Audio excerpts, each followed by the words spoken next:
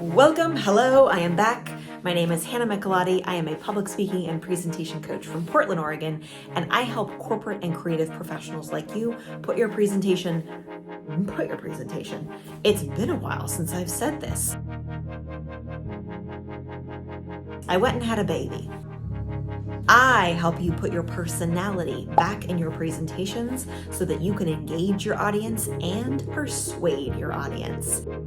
In today's video, we are covering the number one thing you want to have at the end of your presentation in all of your presentations. Let's talk about what the end of your presentation looks like right now. Either A, you end with a thank you slide, or B, you end with a question slide. Every single presentation I have ever helped a professional on ends this way. What is so important about the end of your presentation? You want to treat your presentation and the end of it very specifically like waterfront property in the most expensive city that you live in or have lived in or know about and maybe want to live in. It's multi-million-dollar real estate, the end of your presentation, for two reasons. Number one, there's this psychological phenomenon and it's called the primacy recency effect.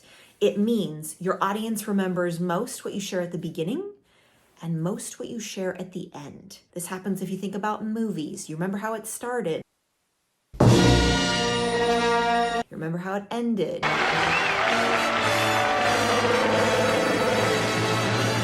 In the middle, you kind of forget what happens in the middle most often. So your audience is going to remember most clearly what you share at the end. And if you are spending that precious airtime thanking them for coming to your presentation, we can do far better than that. Number two, you are asking them if they have any questions. Let me ask you this. When you watch a presentation and it finishes, do you kind of assume that you can ask questions even though it hasn't necessarily been explained or said that there's a Q&A section? Yes. It's implied and implicit that typically speaking, at the end of a corporate or a standard sales pitch, you can ask questions. Now, if you're like, no, I can't, Hannah. It's a presenter at a conference and someone else is coming on stage, or no, I couldn't get to the presenter. Do you think you could get their email and you could email them and ask them your question? Absolutely. So again, you're using that precious airtime with something that's already implied that people can ask questions. So why are we using that multi-million-dollar real estate to reiterate questions? Instead, what you want is a call to action. You want to tell your audience what you want them to do or think with your information. That's what you want at the end of every single presentation. It will not feel natural. It will feel very uncomfortable. Your hands and your fingers will not feel like they are your own, and they will go to the keyboard and they will type, thank you, backspace, backspace, backspace. Questions. Fight the urge.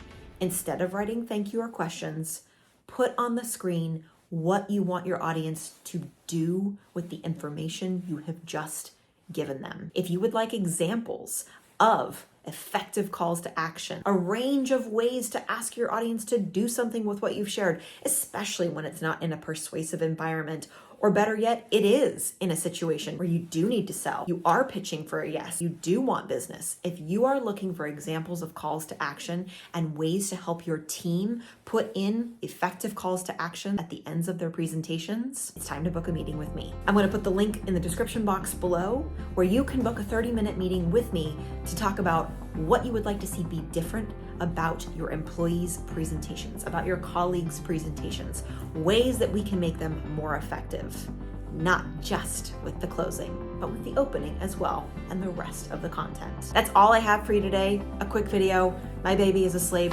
I gotta make my time count, but I will catch you all next time.